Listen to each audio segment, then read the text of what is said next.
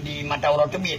Terus Matauro Tebin siapa saja yang bisa membaca surat ini, itulah namanya negeri di bawah angin. Arti daripada surat kuno adalah lembaran-lembaran Al-Quran, karena Al-Quran dia dalam tutu Al-Quran dia macam tulis babak pelipul karena masih tertulis batu dan di batang kayu. Olehnya adalah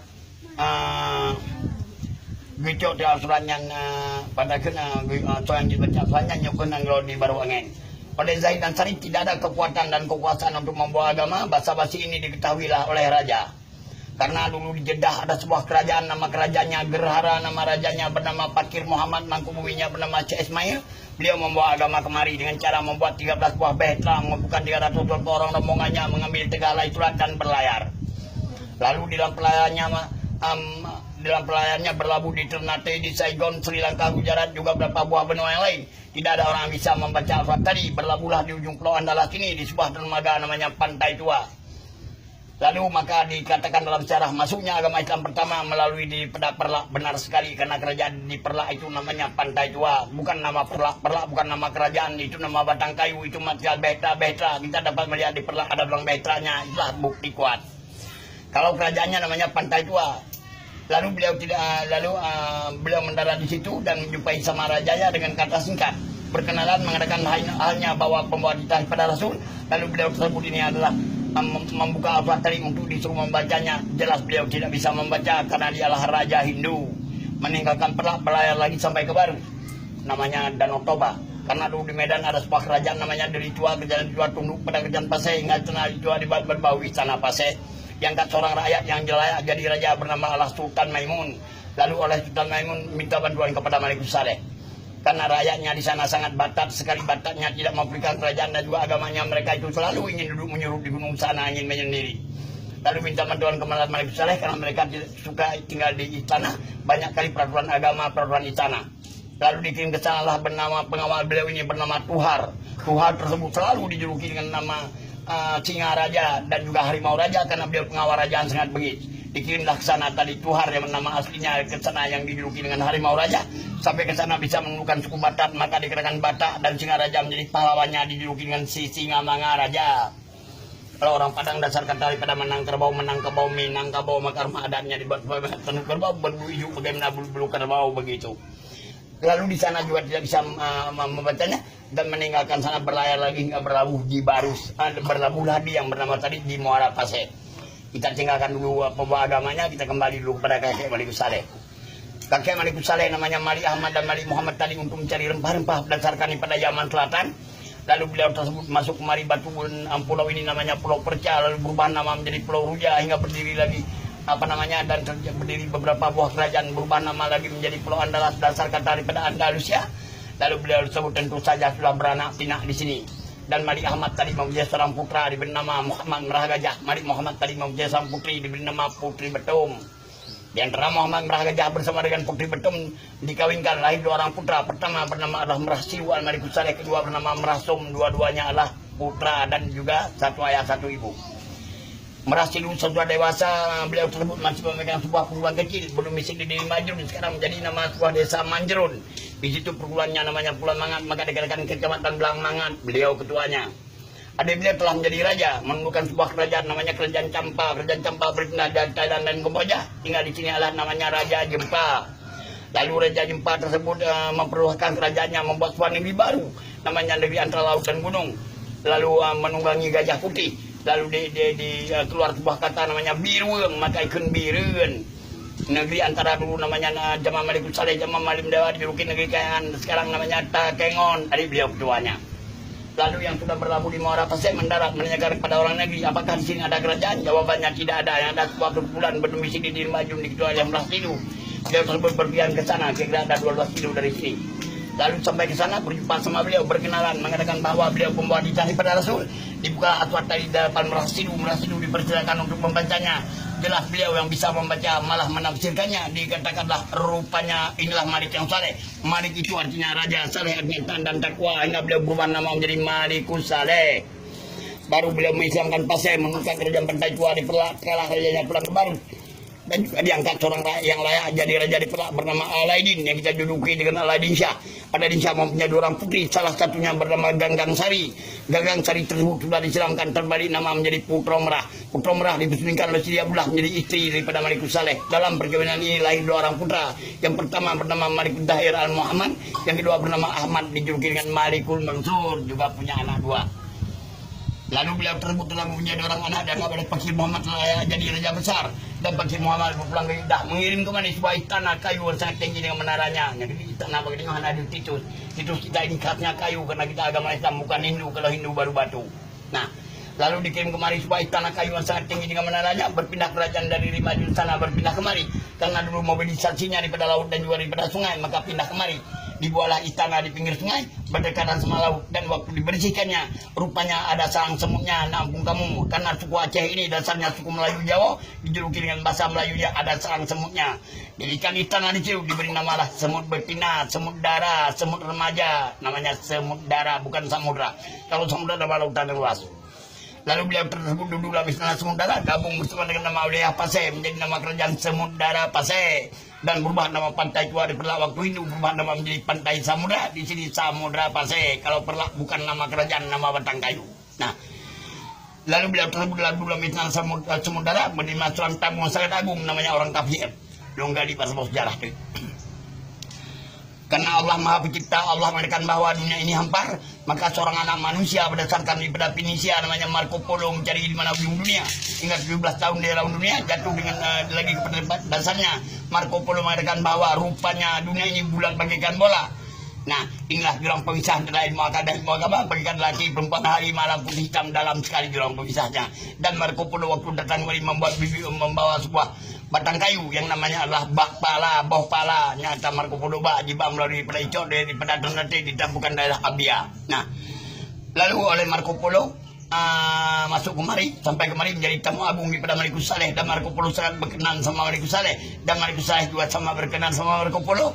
Lalu waktu Marco Polo mau berangkat ke Gujarat meneruskan perjalanannya, waktu 1000 laut sudah habis, Marco Polo lapor kepada Raja Jayat apa laporannya hingga tertulis di tulisannya.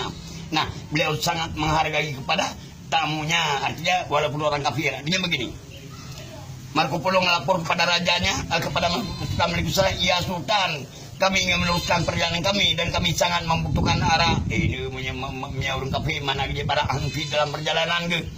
Malikus Saleh bersenyum, tidak menolaknya.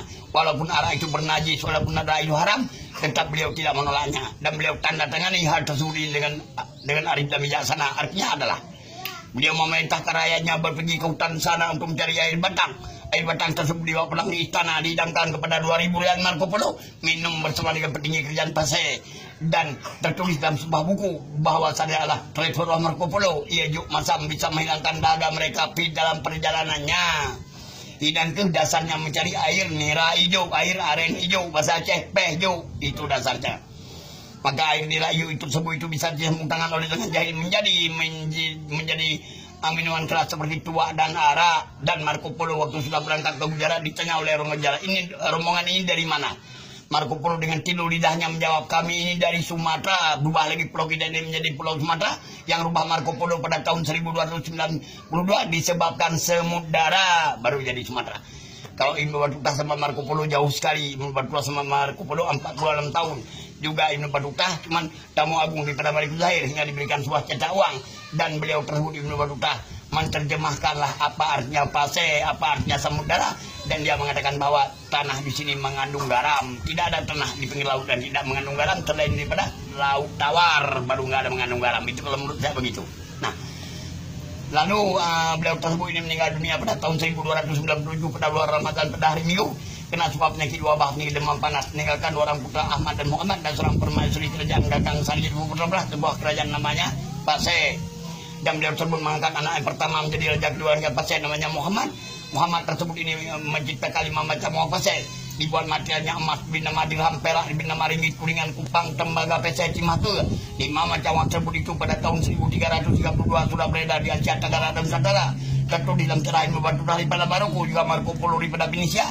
Dialah pencipta uang pertama di Asia Tenggara dan Nusantara, hingga beliau dijuluki dengan Raja Arif dan Bijaksana dengan kata lain Malikus Zahir. Dan uang dirham itu sekarang ada berlaku masih di Maroko sana. Karena waktu baiknya Ibu Batuta datang kemari ngaji bersama dengan Mari Kudahir, diberikan sebuah cenderamata namanya Allah cetak uang emas, maka di sana masih berlaku uang dirham, kita saja yang berlaku uang kertas gitu ya. Itulah bedanya karena Indonesia yang merdeka bukan kita. Itu terjadi. Dan juga Mari Kudahir ini telah menemukan sebuah kerajaan namanya di Thailand, dan beliau terbunyi hubungan erat bagus sekali bersama dengan Tiongkok. Dan oleh Kaisar Tiongkok bernama Kaisar Ming mengirim kemari sebuah cenderamata yang namanya lonceng cekradonya, dibawa oleh seorang penengah laut namanya Muhammad Laksmana Cheng Ho. Lalu dipaparkan di sini di sebuah masjid di istana Semudara di sini. Kalau di sana istana Takarang, di sini ada 2 istana, tapi orang selalu tahu satu istana. Nah, lalu sudah dipaparkan ini, sudah hancur ini, baru dipindah ke sana, dari sana baru dipindah ke Banda Aceh. Jadi makanya beliau Terbu ini sudah itu menemukan sebuah kerajaan di Siam namanya waktu dipenuhi oleh raja gitu, dan beliau ini saya ceritakan syahid dengan cara terdahsyat. Kita bagaimana dahsyatnya meninggal Mari Kudahir, dan beliau tersebut adalah meninggal dengan cara sakit. Nah, saya gali dalam sebuah sejarah lagi. Di Pulau Jawa ada sebuah kerajaan, nama kerajaannya Kerajaan Majapahit, nama rajanya bernama Hayam Wuruk, patihnya bernama Gajah Mada, waktu zaman pengendering pencipta Krisampu. Kerajaan Majapahit dengan sumpah palapanya untuk menundukkan Asia Tenggara dan Tandara, dia tundukkan dulu kerajaan Pasai, kenapa Pasai itu Asia Tenggara. Dia ingin menyerang sebuah kerajaan, tidak berani kombinasi 3 buah kerajaan menyerang kemari sekaligus. Sampai kemari Said, seorang raja namanya Mari Kudahir terbunuh oleh Gajah Mada. Antum supaya tanah siapa pasang namanya Semudara. Banyak sekali buktinya. Semuanya yang meninggal ini adalah semuanya suhada meninggal bagaikan masal, bagaikan meninggal tsunami. Alahannya satu, orangnya rabe-rabe terus ke bawah batang kayu sana. Nah, itulah bukti kuat.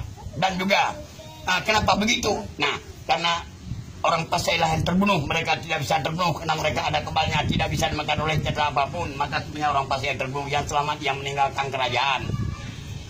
Lalu istana sudah hancur, raja sudah syahid, banyak meninggal, mereka menyuruh dengan kemenangannya. Waktu dia menyuruhlah diketahui oleh Kuntum Mana bahwa Gajah Mada ini memakai sebuah ilmu sihir bernama Rawa Rontek, karena waktu dia menyerang kembali tidak memakai alas kaki agar kakinya selalu teduh tanah. Jadi kalau itu tanah ada kebalnya, kalau tidak kebalnya hilang. Diketahui kelemahan Gajah Mada, terjadilah serangan balik. Dalam serangan balik ini ada pengajaran, karena mereka itu sudah jauh sekali menyuruh, pengajarnya sudah jauh sekali mengajar. Pengajarnya orang Pasai sangat lelah dan minum air pada sebuah sumur, hingga sumur tersebut tidak mencukupi airnya. Terciptalah sebuah kabupaten di Aceh Timur namanya Idi, desa nama daripada Idi artinya air sedikit.